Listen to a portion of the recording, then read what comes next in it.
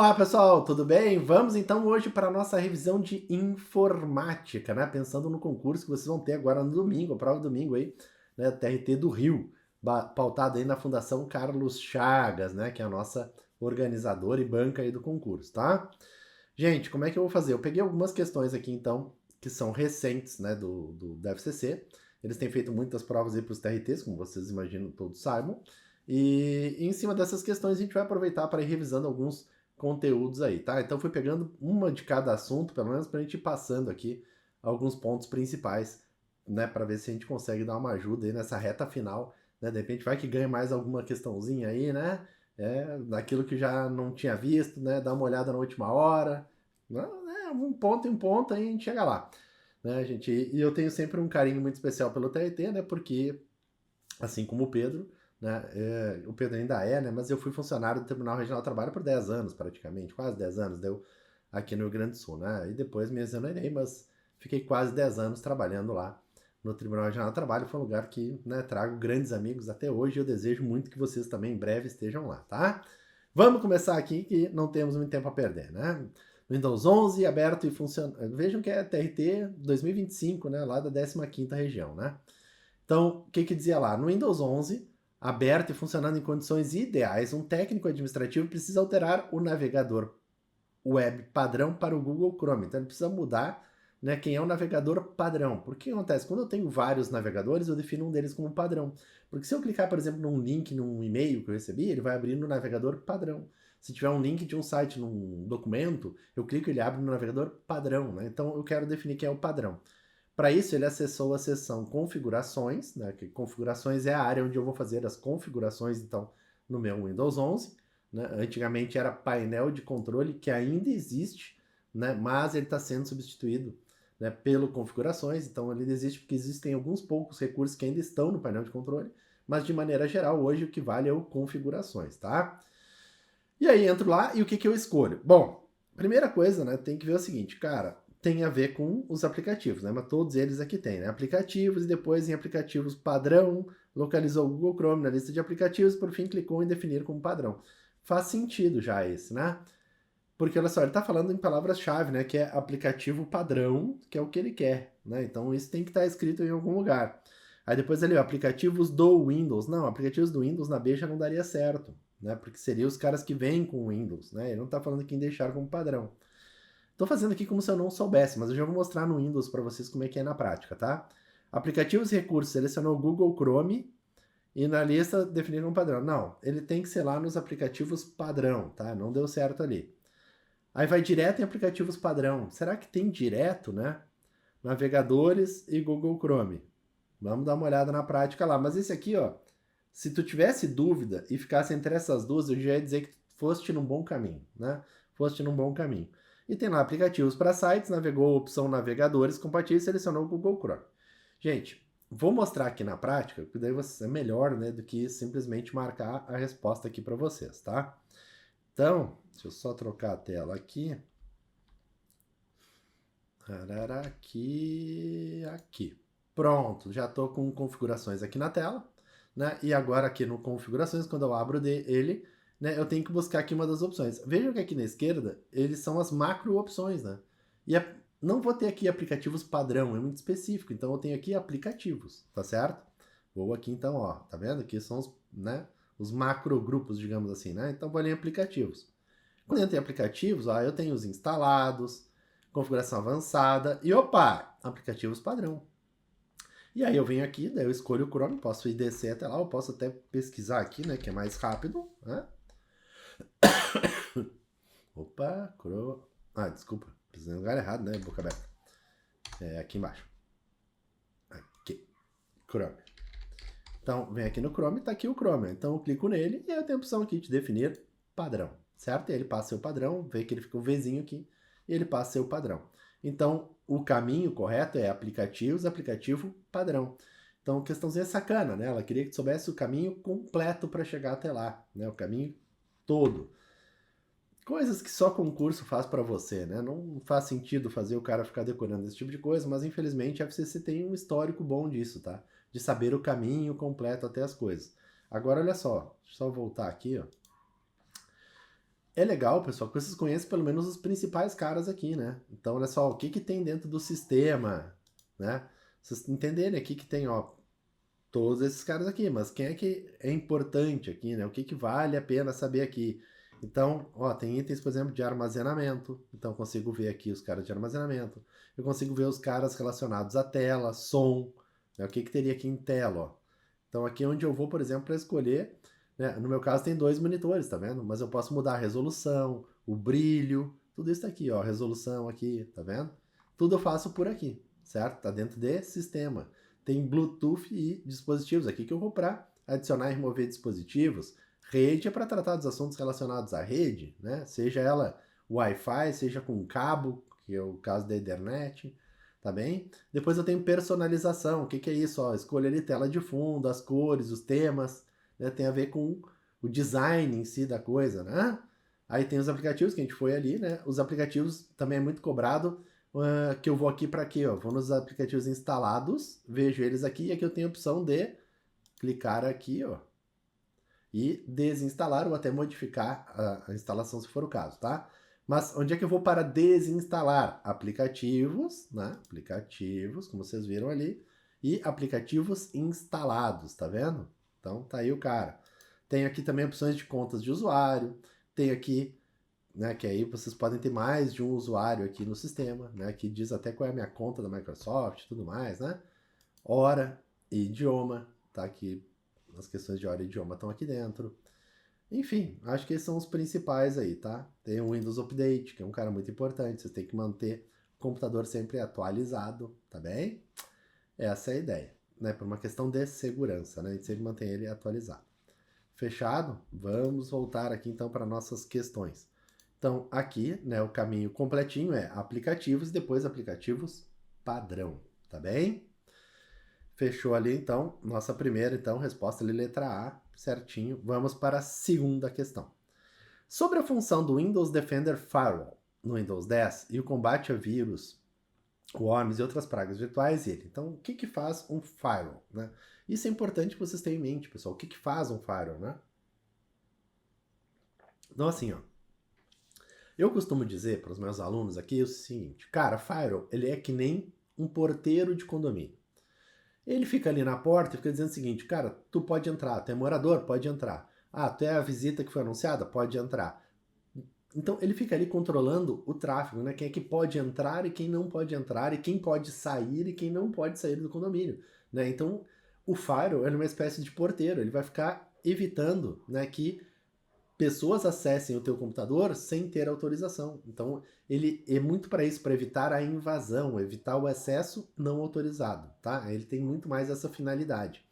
Ele não é um antivírus. Então, assim, ele não tem a finalidade de remover antivírus, nada disso. O que ele faz é que, por exemplo, tem vírus que vão acabar afetando a rede toda. Então, eu posso, através do firewall, talvez minimizar esse problema, porque eu limito o acesso ali a alguns computadores, por exemplo, né? Algo do gênero. Mas vamos ver o que ele vai dizer e vamos analisar questão por questão, né? Assertivo por assertivo. Desativa qualquer aplicação que tente acessar a internet sem permissão do usuário. Olha só, aqui já não deu, né? Porque a ideia dele não é desativar a aplicação, lembra? Ele é o porteiro. Ele pode deixar entrar ou não deixar entrar. É isso. É responsável por realizar varreduras completas no sistema em busca de vírus. Não, quem faz isso é o antivírus. No caso aqui é o Defender, né, que é o cara da Microsoft. Bloqueia automaticamente a execução de arquivos infectados com vírus e worms. Não, isso aqui também. Quem faz é o antivírus, né? Nada a ver. Impede conexões de rede não autorizada com base no endereço IP, que é o endereço, né, do computador lá na rede, né? Protocolo ou porta. É isso. Olha só o trabalho do porteiro. Ele impede que o cara conecte, ele impede a entrada e a saída, né, da informação, da conexão ali dos caras. Então, esse sim é o trabalho do porteiro, isso sim tem a ver com firewall. E remove automaticamente malware. Não, isso aqui quem faz é o antivírus. Então, olha só, quem remove, né, vírus e pragas virtuais é o Defender, né, no caso, um antivírus. Quem faz varreduras e tal, antivírus. O firewall, pessoal, é um cara que fica ali e fica dizendo o seguinte, cara, pode entrar ou não pode entrar. E esse negócio que ele fala ali de conexões e tudo mais, é isso, né? Porque para que haja, né, o tráfego de dados de um lado para o outro, precisa nascer uma conexão primeiro. E para conectar, ele vai dizer, olha, eu preciso conectar né, com o morador do apartamento 205, né? E aí ele vai conectar lá e vai dizer, ah, tá lá o morador, pode subir. Existe essa conexão antes, tá vendo? Então, precisa existir a conexão, né? E aí, para trafegar os dados. Mas lembrem do Firewall como um porteiro, isso pode ajudar muito vocês lá na hora da prova, tá? Ele não faz nada relativo aos programas que estão rodando. E vejam que as outras alternativas todas têm a ver com os programas. E só aproveitando, né, vírus, né, características para vocês não esquecerem, o vírus ele precisa de um hospedeiro e precisa ter alguma ação humana para que ele rode. Ele tem a ver com os vírus do humano mesmo. Não é o objeto dessa prova aqui, mas né, a gente não sabe qual é que ainda atua no domingo. O Worms, ele é muito parecido com o vírus, mas qual é a diferença? Ele não precisa da ação humana, ele não precisa estar, né, ele nunca vai ser parte de um programa, porque ele não precisa de um hospedeiro. Então, ele tem uma característica que é se espalha sozinho. Então, no momento que tu infecta com ele sai espalhando pela rede, e esse é um cara que normalmente causa lentidão na rede, né? E outras paradas virtuais, enfim, só aproveitei para relembrar essas duas aí com vocês, tá? Então, aqui nessa questão do Firewall, né, ele tem a ver totalmente com conexões de rede, e ele tem nada a ver com programas e aplicativos rodando, e varreduras, né? Então, letra D, a nossa resposta aí também. Próxima. A funcionalidade do Windows 11 que permite distribuir as janelas na tela em layouts pré-definidos, por exemplo, em colunas, grades ou áreas de maior e menor destaque, permitindo aproveitar o espaço da tela de maneira otimizada, é quem? Bom, vamos lá. Aqui fizeram uma salada de frutas, né? O Cortana era assistente pessoal do Windows aqui, que não existe mais, né? Ele foi descontinuado. O Copilot, pessoal, é um cara, né, de inteligência artificial. Então ele é a inteligência artificial da Microsoft. Ele é o cara que agora está rodando nos Windows aí, tá? O Copilot, né? Uma ferramenta de inteligência artificial que vocês podem solicitar as coisas, ele vai fazendo. Tá tanto no Windows quanto no Office, né? Então esse cara tá aqui, mas não tem nada a ver com o que ele está me perguntando aqui. Ele está falando da organização das janelas na tela. Tem Windows Badges. Cara, isso aqui eles não traduziram, mas eles são tipo selinhos, assim, né? Etiquetinhas que vão nos ícones. Então, por exemplo, se vocês têm... deixa eu ver se eu consigo mostrar aqui para vocês. Aqui não dá... Acho que aqui eu consigo. Ó, tá aqui, ó. Olha aqui embaixo, ó. Tem um monte de ferramentinhas aqui, tá vendo? Olha ali embaixo, ali tem o Chrome, tá vendo ali que eu tenho um Chrome aqui, ó. Passar o mouse ali, tá o Chrome aqui, ó. Este Chrome que tá aí, né? Ele tem uma carinha ali em cima minha. Aquela carinha minha que tá ali é um badge, né? É um selinho, tá? Então este selo que tá ali, não foi traduzido aqui, mas eles chamam isso de badges, né? Então tem aqui, ó, tem outro cara que é o da edição, tá ali, ó, certinho, tá? Então, isso é os badges. Tem nada a ver com o que ele tá perguntando, mas só para vocês entenderem que diabos é isso, né? Snap Layouts. Tá aqui, né? Snap é isso aqui, ó, estalar de dedos. Então, o que é isso? Ele diz que tu pode organizar a tua tela com um estalar de dedos. E eles botaram esse nome de Snap, tá bem? Snap Layouts. Antigamente eles chamavam isso de Aero, né? Lá no Windows 7, né? O nome disso era Aero. E aí tinha um Aero Shake, Aero Snap, Aero, um monte de coisa. E o Snap, claro, seguiu, né? O Shake também, que é quando tu sacode a janela, né? Se tu clicar na barra de título, sacudir a janela, ele minimiza todas as outras janelas da tua tela. Isso eu não consigo mostrar aqui, né? Mas ele minimiza todas a tua tela. E tem esse cara aí, deixa eu ver se eu consigo mostrar para vocês. Vamos tentar aqui, vamos ver o que vai dar isso. Ó, aqui, por exemplo, tá? Peguei essa janela aqui, ó. O que é esse Snap? Se eu for aqui para cima, ele já me oferece para jogar para a tela inteira, ou se não, eu posso escolher um dos layouts que está aqui, ó, tá vendo? Isso são os Snap Layouts. Então eu posso escolher, por exemplo, ficar desse lado aqui. Se eu soltar aqui, ó, ele me pergunta quem que eu quero que fique aqui do outro lado. Aqui do outro lado eu quero este cara aqui, por exemplo. E aí ele fica aqui os dois aparecendo, tá vendo? Isso é o Snap Layouts, tá bem? Vamos voltar aqui para nossas questões aqui então. Só que agora eu baguncei tudo aqui, né? Vamos ter que ajustar aqui de novo. Pera aí. Um pouquinho aqui que agora eu vou ter que dar uma ajustada aqui. Deu. Mas o importante é que eu consegui mostrar para vocês, né? Então, Snap Layouts, tá certo? Vamos adiante. Só um pouquinho que agora eu preciso ajeitar que eu baguncei minha tela aqui, como vocês viram. Só preciso ficar com ela visível aqui para poder passar aqui as questões. Então tá, Snap Layouts foi. Tá aí o cara. Próximo item aí. Pessoal, não esqueça que tem o AeroShake. Deixa eu ver se eu não consigo mostrar o AeroShake aqui. Acho que eu consigo. Ó, tem o AeroShake também, né? O que faz o AeroShake? Eu venho aqui, pego este cara aqui, então jogo aqui, ó. Se eu sacudir, ó, olha ali o que ele fez. Minimizou tudo, só que eu não sei se vocês estão vendo, porque ele minimizou até a janela. Deu. Né, eu não estava nem vendo o que vocês estavam fazendo, porque ele minimizou até o meu controle aqui para saber o que está gravando, tá? Então esse aqui é o AeroShake, tá certo? Se eu chacoalho ele minimiza tudo que está lá na janela para mim, tá? Beleza? Ele faz um trabalho parecido com aquele botãozinho do canto da barra de tarefas aqui, que é minimizar tudo, só que aqui ele minimiza todos, né? Que é mostrar a área de trabalho, ele minimiza todos e volta, né, se eu clicar de novo, tá? Mas este cara aqui, ele fica a janela que eu chacoalhei, fica aqui, dando foco só para ela, né? Então não quero que o resto me atrapalhe, eu fico só com essa janela aqui então. Tá bem? Vamos voltar aqui para o nosso... Aqui. Que aqui fica direitinho para vocês. Não fica meio esquisitinho quando eu mostro assim, mas pelo menos vocês estão entendendo aí a lógica, né? De como a coisa funciona. Beleza? Snap Layouts foi, e vocês já aproveitaram e viram o Shake, né? Shake é de chacoalhar mesmo, né?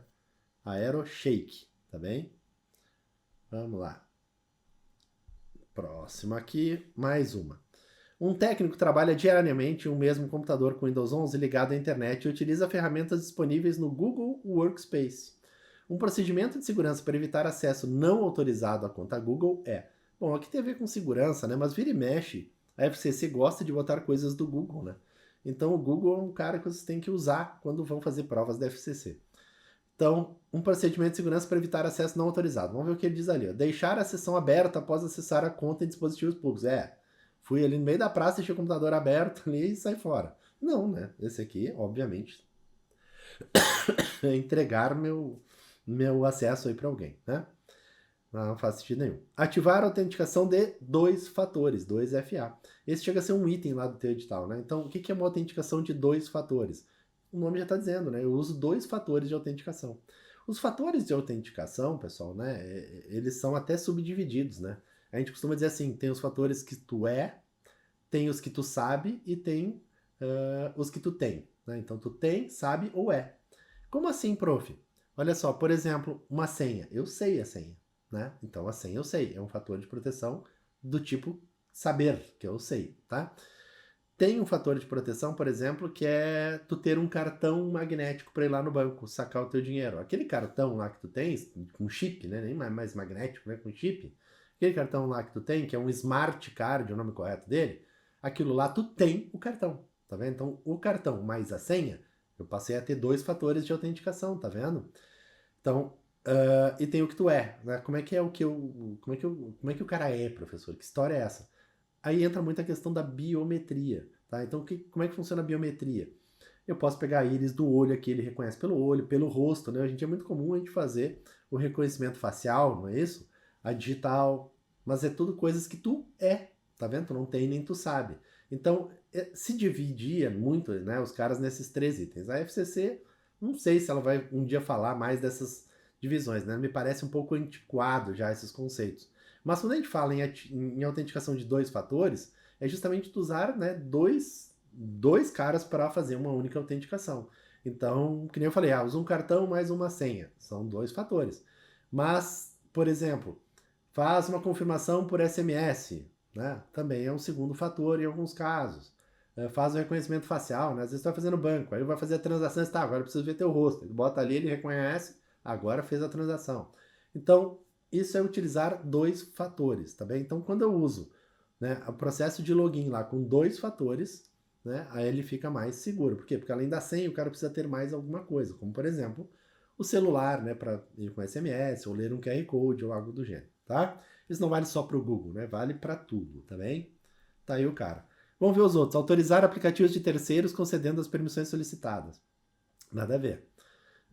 Não tem nada a ver com isso, né? Ele está falando ali de acesso não autorizado, de acessar, né? Então, autorizar aplicativos de terceiro concedendo permissões não faz sentido nenhum, né? Utilizar a mesma senha em várias contas também, isso é totalmente anti-segurança, né? A gente não deveria fazer isso, embora muita gente faça, inclusive eu em alguns casos. Abrir links ou anexos em e-mails recebidos de todos os remetentes, não, né? Se não é confiável, tu não vai abrir, né? E também não tem a ver com acesso. Então a única aí realmente que está bem certinha é a letra B, de, como diz o professor Pedro Kuhn, boa de marcar e acertar na prova, não é isso? Então B de boa de marcar e acertar na prova. Gente, desculpa que eu tô de vez em quando dou uma tossidinha aqui, mas é que eu tô me recuperando um gripão. Eu até trazei um pouquinho aqui para gravar esse conteúdo para vocês, porque eu tava num gripão e eu ainda não tô 100%, tá? Então, mas como a prova é domingo, também não podia adiar mais aqui de gravar, né? Precisava gravar isso logo para vocês para dar essa ajuda final aí, né?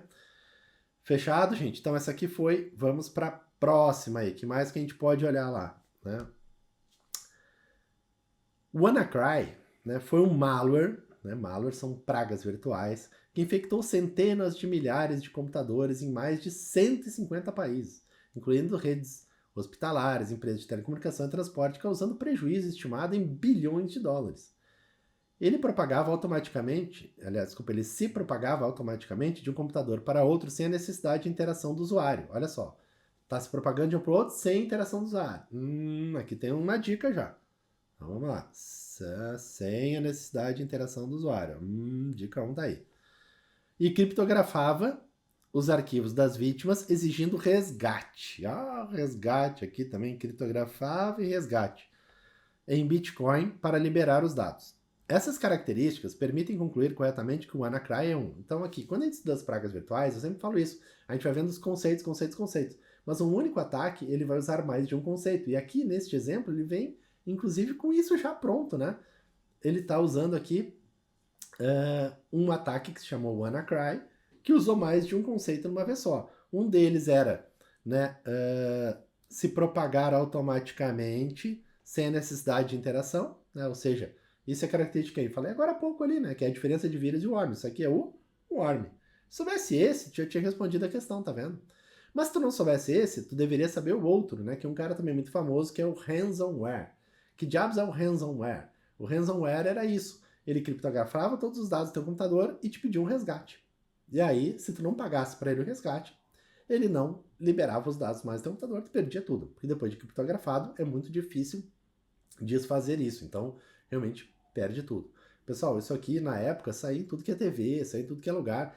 E é o que eu falo, né? Vocês não podem ficar alienados, essas coisas assim. É legal, viu que tá fazendo prova de concurso.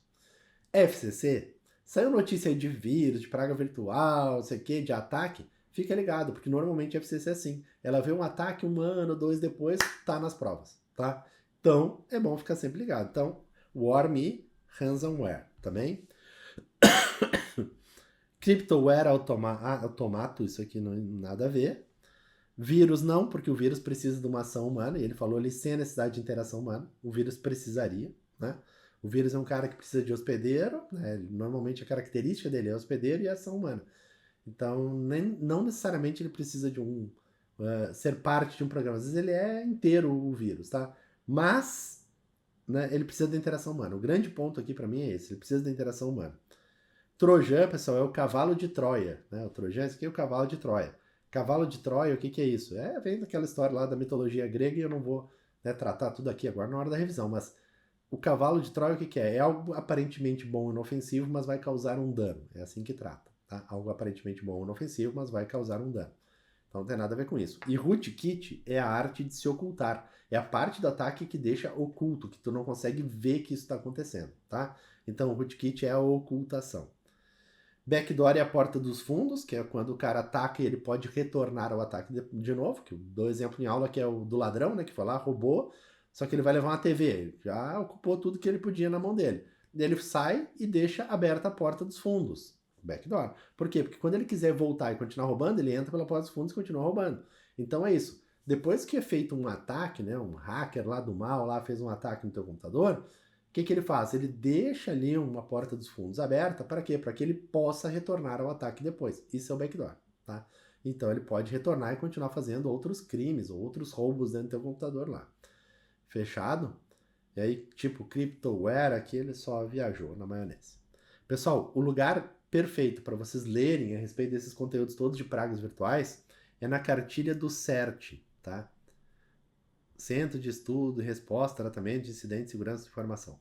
CERT.br. Lá eles têm uma cartilha, tá, de segurança da informação, uma cartilha que trata de todos esses caras aí. é o lugar que é a base de conhecimento para tudo isso, tá? É de lá que sai a maior parte das informações de questões de prova e tudo mais. Então é a cartilha que a gente usa como base, inclusive, nas aulas. Fechado?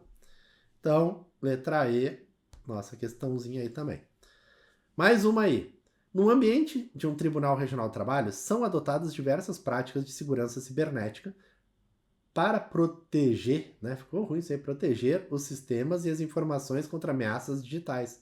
Neste sentido. E aí aqui, pessoal, é uma característica de questões mais modernas, né? De 24, 25, tem começado a aparecer coisas assim, que vão muito ligadas ao bom senso, à leitura e ao bom senso. Vamos dar uma olhadinha aqui, né? Nessa questão, vamos ler uma por uma e vamos avaliando aí uma por uma. Então a letra A diz o seguinte, ó. A inteligência artificial tem sido usada tanto para criar soluções de segurança cibernética e fazer detecção de ameaças, quanto para sofisticar os ataques, tornando necessário uma abordagem de defesa integrada que envolva múltiplas camadas de proteção. Então, olha a loucura que é, né? A inteligência artificial, que é algo que pode ser usado para o bem, também pode ser usado para o mal. E está se usando muito a inteligência artificial. Aliás, se tu ainda não usa, tem que começar a usar, porque ela facilita muito a vida em alguns sentidos, né? Claro, não serve para tudo ainda, né? Tem coisas, nem para concurso, né? Não ajuda 100%, ajuda um pouco, né? Alguns assuntos tu vai ali e pergunta, me fala sobre tal assunto, ele vai ali, te fala e ajuda, né? Mas assim, se é para ele, faz 10 questões para fazer um simulado, metade vem errado ainda, de informática, né? O resto eu não sei dizer. Mas de informática metade vem errado, matemática também não consegue acertar direito. Então tem algumas coisas que ainda não tão boas, tá? Mas ajuda muito. Eu uso ela como ferramenta aqui quase que diariamente para me ajudar a fazer algumas coisas. Ela é uma bengala aqui na ajuda. Mas assim como eu uso ela para o bem, tem pessoas dizendo, como eu faço para melhorar esse ataque aqui que eu estou fazendo? Ele vai ali, analisa e te ajuda a melhorar o ataque. Então olha a loucura. Então tá certo que tá na A, porque é justamente isso, né? Tá tratando desse assunto aí. Mas vamos ver o resto ali, o que eles dizem para ver se faz sentido ou não. O uso de antivírus garante total proteção contra ameaças digitais. Só que já não deu, né? Porque total proteção não existe, pessoal. Né? Não existe, nunca vai ser 100%.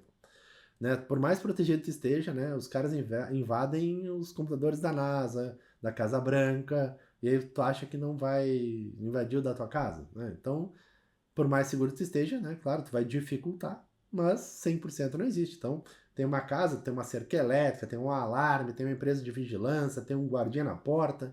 Tudo isso vai evitar. Cara, se vier um esquadrão suicida armado até os dentes entrar, bom, não tem o que fazer. Mas aí eu preciso de muito mais. Aquele carinha que pula muro só já não vem, né? Então é isso, tu dificulta. Mas proteger totalmente, isso em segurança da informação é muito complicado de dizer. Os firewalls protegem os sistemas contra ataques advindos de malwares que já estão instalados no dispositivo, impedindo sua execução. Já não deu. Lembra, ele é o porteiro. Ele não trata da execução ou não do software. Ele trata de conectar e transferir os dados de um lado para o outro, né? Então, ele deixa passar ou não deixa passar. Então, você não consegue interferir no computador para deixar ou não executar algo, tá? Então, isso aqui também já está errado.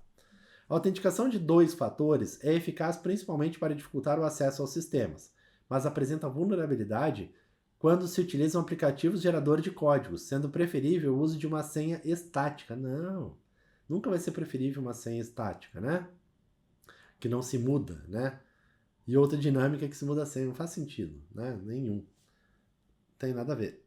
A autenticação de 2 fatores sempre é bom, tá? Ela é melhor do que a de um fator. Por quê? Porque tem 2 fatores de proteção. Agora, a senha estática, não, né? A senha, né, tem que mudar de tempos em tempos, né? Ela não pode ser uma senha, né, que fica sempre a mesma. Claro que ele pode estar tratando aqui da senha estática dizendo o seguinte, não é uma senha que muda a cada acesso, né? Pensando naquele token lá também. Mas ainda assim continua toda errada a afirmação, porque ele está dizendo que, né,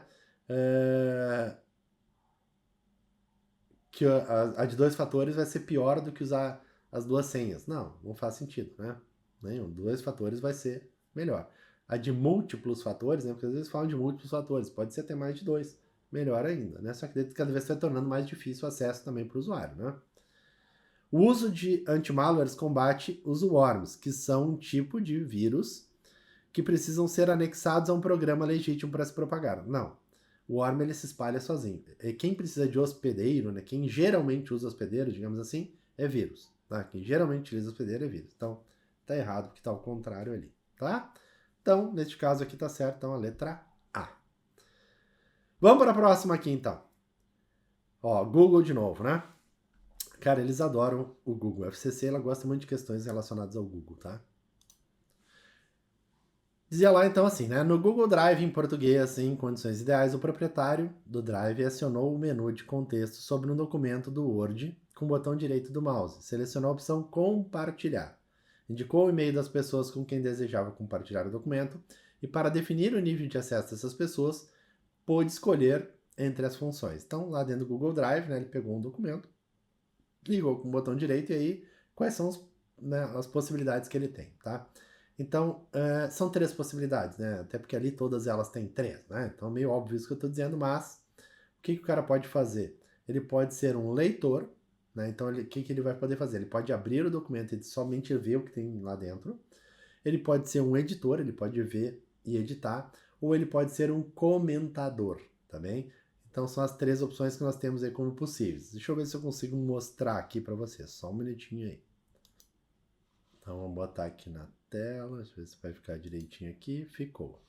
Beleza, então olha só, por exemplo aqui, ó, se eu clicar com o botão direito então em cima desse documento aqui, ó, e for lá em compartilhar, escolher aqui compartilhar, ele me deixa ver com quem já está compartilhado e com quem mais eu quero compartilhar isso, tá? E aí, né, cada um deles eu posso vir aqui e escolher que nível de acesso eu quero dar. Ó. Então o cara pode ser o editor, ou pode ser leitor, ou o comentador, tá bem? Que só vai poder fazer comentários, tá certo? Mas não pode editar o conteúdo. E aí são as 3 opções possíveis. E é isso que tratava lá a questão somente, tá? Maravilha, voltando aqui então para nossas questões. Beleza? Então, tá lá, né? Leitor, comentador ou editor. São as 3 opções possíveis aí no Google Drive, tá? O Google Drive é o local de armazenamento de arquivos do Google, lembrem disso. Adiante. Próxima questão. Um técnico judiciário responsável pelo controle financeiro do Tribunal Regional do Trabalho precisa compartilhar uma planilha de orçamento mensal com a equipe e precisa agendar reuniões semanais para discutir o orçamento. Então, olha só, ele precisa compartilhar e organizar reuniões semanais. O tribunal usa o Google Workspace, então é o conjunto de ferramentas do Google aí para áreas corporativas, né? Mas alguns membros da equipe preferem o Office 365. Os caras gostam da Microsoft. A maneira mais eficiente de o técnico distribuir a planilha e agendar reuniões, garantindo que todos possam acessar e colaborar, é. Então, como é que o cara pode fazer isso? Vamos ver um por um aqui. Compartilhar a planilha no Google Docs e enviar convites pelo Microsoft Calendar. Esquisito, né?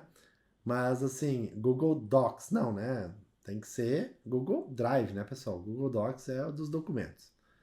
Salvar a planilha no Google Drive. Não, é isso, tá. Salvar no Google Drive. E pedir para que cada membro faça o download para colaborar offline. Compartilhar a planilha no Google. Mas aqui ele não deu, né? A solução na B, ele não deu a solução do agendar, né? Compartilhar a planilha no Google Sheets e enviar convites pelo Google Calendar e Outlook. Exportar a planilha para PDF, exportar a planilha para Excel e salvar em uma pasta local para enviar convites pelo Google Calendar. Cara, que salada que fizeram aqui nessa questão, né? Mas vamos lá.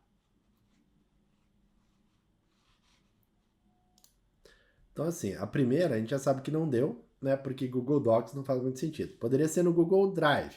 Mas aí no Google Drive, o que vão de novo ali para cima, né?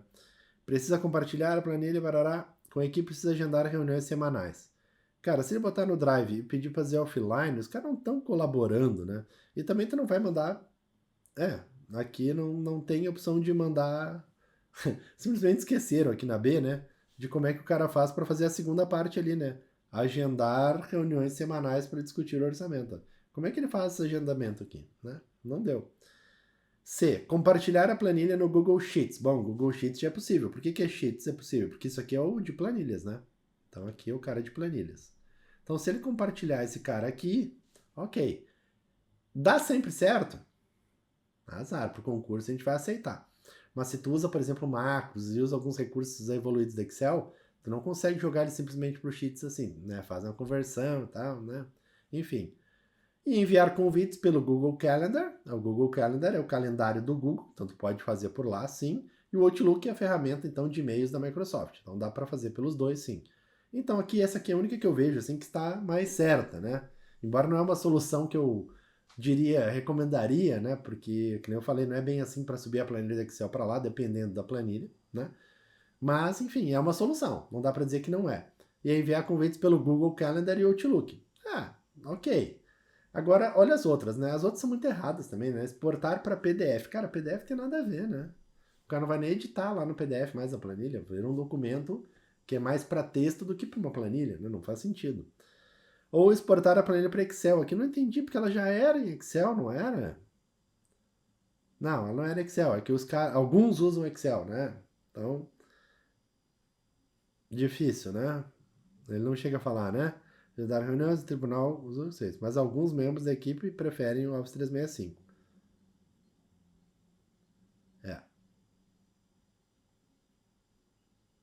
É. Vamos acreditar que a planilha já era no Google Sheets, então, né? Aí tu não teria nem problema nesse aqui de cima, porque, né? Mas ele não informou simplesmente o que era. Ele só disse que alguns usam o Office. E aí, como é que faz com esses alguns, né? Então, maravilha. O cara aqui, o Excel, né? O último, exportar para Excel e salvar em uma pasta local e enviar convites no Google Calendar. Não faz sentido nenhum, né? Porque daí se tu vai salvar um arquivo local, eles deixam de poder compartilhar essa planilha. E outra que se tu salvar numa pasta local, tá salvando teu próprio computador. Se tu desligar, ninguém mais tem acesso a esse cara. Né? Então não faz sentido também nenhum, tá? E aqui também, né? O Google Calendar até dá, mas não vai marcar automaticamente na Microsoft. A outra é a mais completa. Então a mais completa aqui é a letra C. Meio chatinha essa questão, né? Deram uma complicadinha aqui na vida. Né? Mas assim, vamos lá. Né? De novo, assim, fazendo uma análise mais fria da questão. Cara, Google Docs já não faz sentido nenhum, porque isso seria os documentos, tá? Salvar no Google Drive até dá, só que olha só, daí eu vou pedir para cada membro fazer download e colaborar offline. Aí eles não vão colaborar offline, cada um vai fazer o seu, quando subir vai ter uma zona, cada um vai fazer um negócio de um jeito, e um sobe depois, copia por cima do outro, vira uma confusão. O ideal é utilizar isso online todos juntos. A C, pessoal, o Google Sheets é o de planilhas, beleza, então eu vou botar no Google Sheets, né, vou compartilhar lá. Claro que eu falei, fiz a ressalva que se vier de uma planilha sofisticada da Microsoft, né, ele não diz quem que fez, ele só diz que alguns preferem o Office. Mas vamos supor que esse cara não, né, ele já fez no Google Sheets mesmo, então tá tudo certo. Compartilhe a planilha no Google Sheets, que já está lá, né, ele não tá nem subindo, é só compartilhar que já está lá neste caso, e envia convites pelo Google Calendar e Outlook. Então aí ela tá bem tranquila, porque ela tá bem direta, né? Se olhar por esse lado, acho que fica até melhor do que o primeiro raciocínio que eu fiz, pessoal. Então, vamos lá, né? Compartilhar a planilha no Google Sheets, pensando que ela já estava no Google Sheets, né? É que eu pensei num Office e o cara subindo essa planilha. Mas não, já estava lá. A única coisa é que pessoas que têm o Excel precisam acessar ela também, né? Mas como ela é aberta a todo mundo, o cara vai acabar conseguindo acessar, né? É, daria para discutir um pouco essa discussão, essa questão aí. Mas eu acho que é a menos ruim, né? Sem dúvida é menos ruim. Porque PDF não tem jeito, né? Muito ruim. A segunda, ele sequer fala numa opção aqui de agendar as reuniões que ele fala ali. E a última não faz sentido nenhum também te exportar para o Excel e salvar numa pasta local. Então, por eliminação também só sobraria aí a C. Então, o que, que a banca deu aqui para nós? Realmente letra C. Fechado? Maravilha. Gente, essas questões do Google, sabe, é poucas bancas que cobram muito isso, né? E a FCC é uma das que mais tem essa característica de cobrar esses elementos do Google. Então fiquem atentos aí, porque isso poderá ser sim uma cobrança aí no domingo, tá? Vamos lá. Ó, no Google Documentos, de novo, em português é possível restaurar versões anteriores do documento a partir de um clique em. Então, o que que acontece, né? Quando eu vou fazendo um documento no Google, né, Documentos, né? O que que acontece? Ele vai guardando as versões à medida que eu vou fazendo modificações de tempos em tempos, ele vai lá e salva uma versão disso. E aí vocês podem, né, olhar esse depois em algum momento o histórico de versões. Já estou entregando aqui a resposta, né, mas o histórico de versões, né? O histórico de versões é onde vocês vão ver isso tudo. Onde é que ele fica? No menu arquivo. Tá? Vou mostrar aqui na prática para vocês. Só abrir aqui uma janelinha aqui do aqui. Aí. Um pouquinho aqui.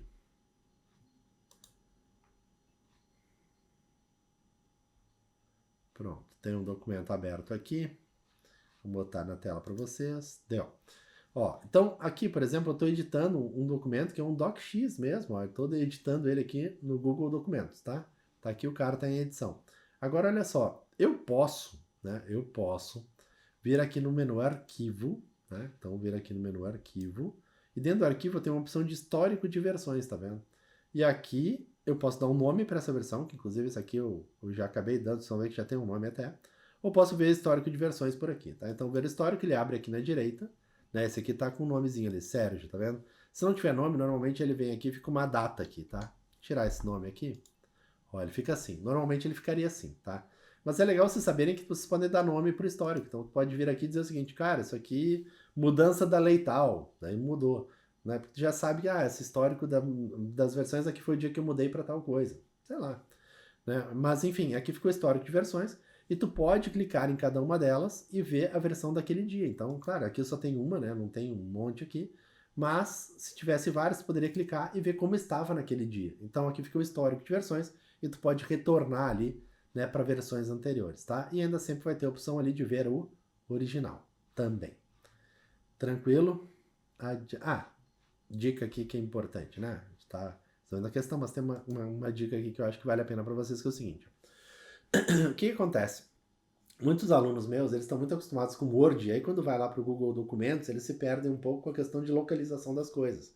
Então vocês têm que pensar aqui um pouco no seguinte, gente. Quando a gente vai aqui, ele tem que fazer sentido o caminho com os menus.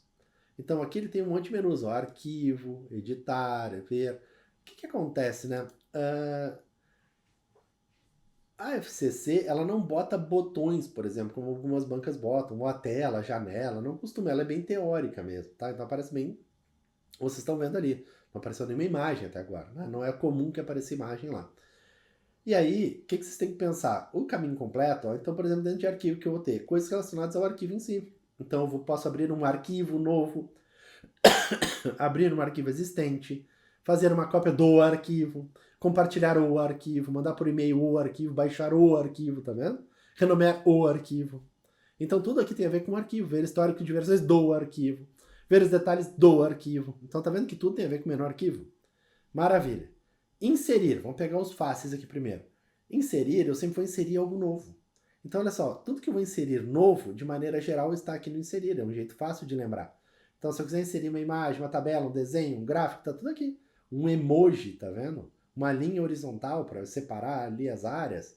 Uma nota de rodapé, né? Alguns dos elementos, assim, tipo rascunho de e-mail. Tem que ter uns caras pré-prontos, né? Caractere especial, equação, marca d'água, que é aquele cara que fica no fundo ali, né? Cabeçalho, rodapé, número de página, tudo isso. Então, tá aqui um link para alguma coisa. Mas veja que eu estou sempre inserindo algo novo. O formatar, ele tem tudo a ver com formatação. Então, eu vou formatar aqui a fonte, o parágrafo, só que aqui tem nomes diferentes do Word, né? Então ele chama de formatar texto, tá vendo? Aí tem os estilos de parágrafo, mas um pedaço de formatação do parágrafo não está aqui. É aqui, ó, alinhar e recuar. Isso aqui é alinhar e recuar o quê? O parágrafo também. Mas está tudo aqui nas formatações. Então ele só não tem essa divisão de fonte e parágrafo. É um pouco diferente a maneira de organizar, mas está aqui, tá? Aqui só é um pouco confuso, porque quem usa o Word colunas fica esquisito aqui. Mas aqui é formatar colunas, né? Enfim, não fica muito bom em relação ao Word, né? Porque o Word, isso aqui fica lá no layout da página, enfim, tem toda uma onda lá em cima disso, né? Então não tem muito o que fazer. Mas, formatar marcadores de numeração. Aqui eu tenho de novo cabeçalhos e rodapés, porque eu posso fazer a formatação deles, então acaba tendo isso meio repetido, tá bem? Beleza. Depois disso, o que eu tenho aqui? Ferramentas. Cara, dentro de ferramentas a gente vai ter realmente algumas ferramentas. Olha só, ortografia e gramática, uma ferramenta para ver ortografia e gramática. Ferramenta para contagem de palavras. Ferramenta para revisar edições sugeridas, né? Que ele vai verificar o texto e vai me sugerir algumas coisas. Verificar ferramentas para citações, ferramentas para colocar número de linha, né? Porque nem na prova vai estar lá numerado, linha 1, 2, 3, 4, dá para fazer aqui. Então tem ferramentas para digitação por voz, mas veja que aqui também tem a ver com ferramentas. Então lá na hora da prova, se tu não souber, dá para ir por essa linha. Ver, né? Esse aqui está ligado ao exibir, né?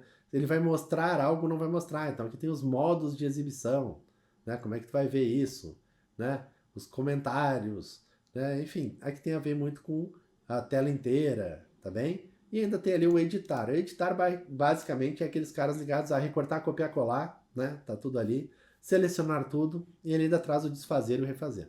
Tá? Então, é mais ou menos nessa linha. E ainda tem o localizar e substituir ali embaixo. Né? O localizar é um cara importante aí também. Tá? Então, tentem adequar dentro desses menus, né? Criar essa linha de raciocínio, pessoal. Isso talvez é perfeito? Não, mas a prova é domingo. E talvez essa linha de raciocínio possa te ajudar a chegar lá, tá? Porque se tu tivesse essa linha de raciocínio, por exemplo, nesta questão aqui, vamos ver se nessa questão aqui se ajudaria um pouco, né? Ó, é possível restaurar versões anteriores do documento, tá vendo? É do documento, é do arquivo inteiro. Se é do arquivo, o menu tem que ser arquivo. Isso é uma ferramenta? Não, é arquivo. Isso é editar? Não, é arquivo. Tá vendo? Então, aqui te ajuda para não saber que é arquivo. E aí, claro, ficaria na dúvida de histórico de versões e gerenciar versões, mas pelo menos já está limitando aqui, né, o teu caminho. Já ajuda um pouco, pelo menos. Né? E é o jeito que a gente pode tentar ajudar aí nas vésperas da prova, né? Não vai resolver o mundo de hoje até domingo, né? Mas acho que já ajuda bastante aí também, tá? Vamos mais uma aí, então. Vamos resolver mais uma questãozinha aí. TRT da sexta região lá. Quem caiu aqui do Word, então? O Word 365 é possível a coautoria em múltiplas pessoas trabalham no mesmo documento e cada pessoa vê as alterações dos outros em tempo real. Após o analista ter acessado o Word online, então olha só, ele está acessando online o negócio, em condições ideais, salvando o documento no OneDrive, ou seja, na nuvem, ou SharePoint, que é o empresarial, né, mas é a nuvem da Microsoft. Estando com esse documento aberto na tela, pode-se ativar a coautoria em tempo real, a partir de um clique, então, onde ele vai para ativar a coautoria. Então vamos lá. Opções que a gente tem aí. No menu revisão, opção coautoria. No menu editar, opa. Primeiro que aqui já tem alguns erros, tá, pessoal, que já me incomodam, né? Mas a FCC é campeã de fazer isso. Não é menu, né? É guia, tá bem? Então é guia, revisão, guia, né? Mas olha só, arquivo até tem. Mas vamos dar uma olhada no Word aqui. Eu vou ter que botar o Word aqui para vocês. Espera aí que eu vou botar ele na tela aqui, só um pouquinho. Pronto, vou botar aqui na tela então.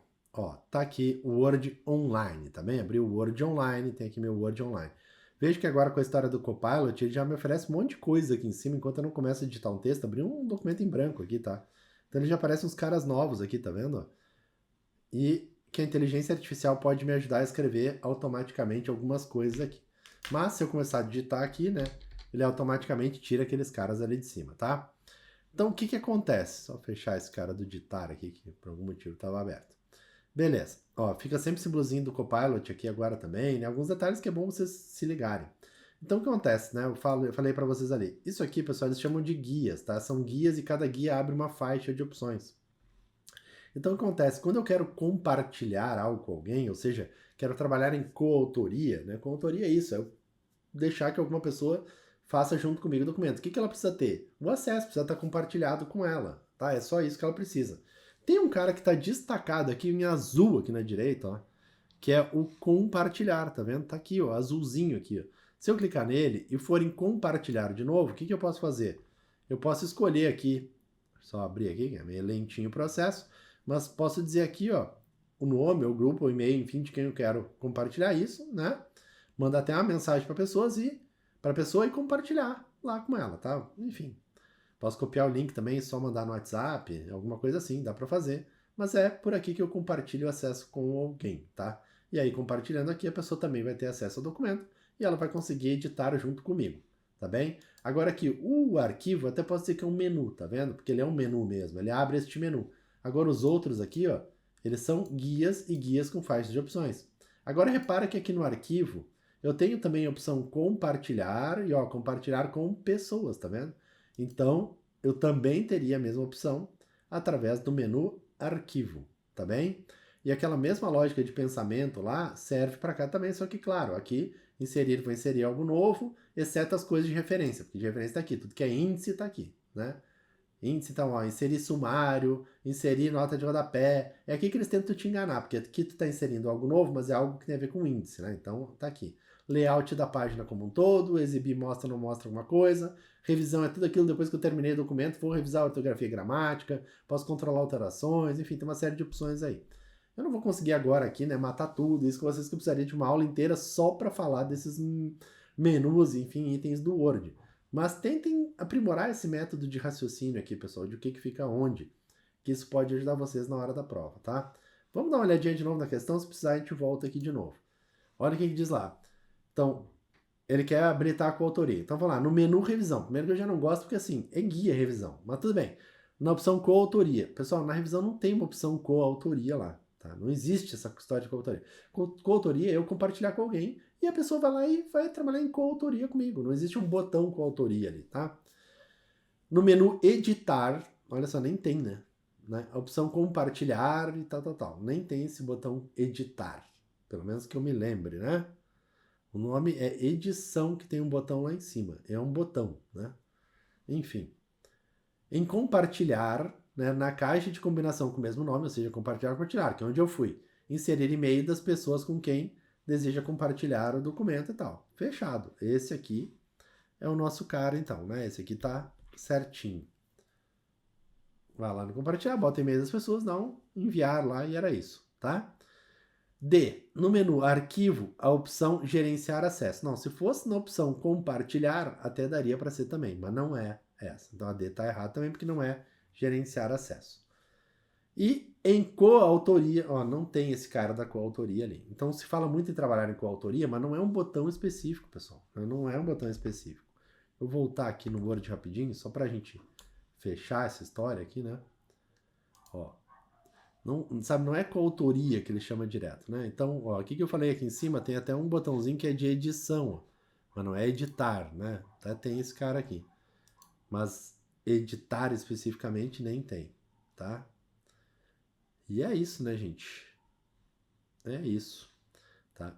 Uma coisa que eu gostava muito é esse controle de alterações, que é quando tu salva no documento, tu pode habilitar o controle de alterações e mandar para outra pessoa. E aí vai ficar tudo marcado o que essa pessoa fez, né? Tudo que ela excluiu, que ela adicionou, depois ela te manda de volta e aí tu consegue ir aceitando ou recusando um por um, né? Tu vai passando e vai aceitando e recusando um por um. A FCC gostava muito desse cara aí, né? Não sei, né, se agora volta a cobrar. Eles têm falado mais nessa linha de coautoria, né? Enfim, por aí. Vamos voltar lá então para as nossas questõezinhas. E vamos ver o que mais que eu separei aqui para vocês. Aqui, essa era a última. Essa era a última aí. Pessoal, olha só. Deu aí aproximadamente 1 horinha de aula, né? Então, é isso, né? A ideia foi passar aqui em principais pontos. Eu acho que a parte de segurança da informação é sempre uma parte que tem muita chance de aparecer, né? A informática, ela tem um valor pequeno para o TRT, então não dá para agora nessa reta final perder muito tempo com isso. Você tem que ter estratégia na hora de fazer a prova. Foca naquilo que é mais importante. São 5 questões. Muitas vezes tu consegue resolver as questões né, de informática, pessoal com um pouco de bom senso, com um pouco de assim, uma leitura ali, com tipo um raciocínio que eu tentei aqui nessa 1 horinha, né, explicar um pouquinho para vocês ali dos menus, como é que eu faço para pensar nisso. Tentem usar essa linha de raciocínio, tentem ir por aquilo que tem mais lógica para vocês lá. Porque muitas vezes sem tu saber, mas usando a lógica, às vezes dá para resolver e às vezes dá certo, né? Então, tô falando assim, pô, não sei, né? Para aquele cara que não estudou tanto assim, que tem um monte de dúvida em informática, acha informática difícil, não fez um curso mais completo de FCC, enfim, né? Não estudou bastante. Às vezes a gente chega lá realmente cheio de dúvidas, e aí o jeito talvez seja pensado dessa maneira, tá? Talvez possa ajudar. Queridos, passar no TRT mudou a minha vida, né? Eu sempre digo isso para as pessoas. Eu era um cara que tinha um salário baixo, né? Trabalhava em escola, tinha uma série de dificuldades, tinha lá 2 filhos, e aí eu fui lá e fiz o concurso TRT, o TRT me propiciou muitas coisas na minha vida, tá? Então, trabalhei lá por quase 10 anos, depois eu saí porque eu resolvi me dedicar só à educação, porque é algo que realmente eu gosto muito de estar aqui em sala de aula. Hoje até peço desculpa que eu estou, né, me recuperando aqui de uma gripe, então não estou no meu 100%, mas estou aqui, né, dando aquele último gás aí, porque eu acho que se sair uma questão, pelo menos aqui disso que a gente falou hoje, já é uma ajuda. Se sair 2, melhor ainda, né? Espero que a gente consiga cobrir algumas coisas aqui que a gente passou hoje, tá? Então, espero que ajude vocês lá, né? Pensem sempre no mais lógico, que é o que a FCC costuma tratar quando são questões mais, assim, amplas, né? A FCC não costuma ser muito, muito difícil a prova. A questão é muito mais essa questão de caminhos e tal. Às vezes o pessoal acha difícil, mas é porque realmente não estudou, não conhece, não tem o que fazer, né? Mas, enfim, só retornando, né? Eu passei no TRT e isso foi para mim onde minha vida mudou. Então vocês estão aí, chegando lá, né? Domingo é a prova. Vou estar aqui torcendo por vocês. Assim que alguém tiver a prova, se quiser mandar pra gente, aí a gente vai corrigir aí para vocês também, enfim, tirar as dúvidas que vocês precisarem tirar. Qualquer coisa, eu tô sempre à disposição de vocês também, né? Meu Instagram é prof. Sérgio Spolador. Se quiser me achar lá, me acha lá, adiciona, né? E vocês vão ver que eu sempre respondo todo mundo. Se tiver alguma dúvida, alguma coisa que tirar de última hora, tô aí na área também, vou estar dando uma atenção especial para vocês aí caso precisem, tá? Gente, fiquem com Deus, uma excelente prova no domingo, né? E contem com a gente aí, espero ter ajudado um pouquinho aí pelo menos, tá? Valeu, fiquem com Deus.